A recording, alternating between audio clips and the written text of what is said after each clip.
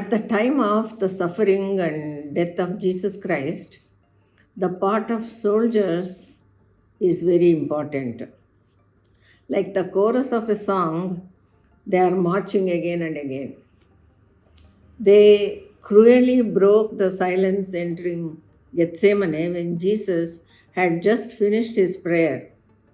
They handcuffed Jesus and they wanted to take him. Jesus spoke from the cross, saying, Father, forgive them. They don't know what they are doing.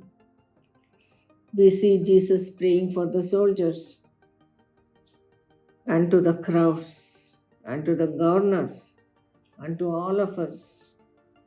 He prayed for forgiveness.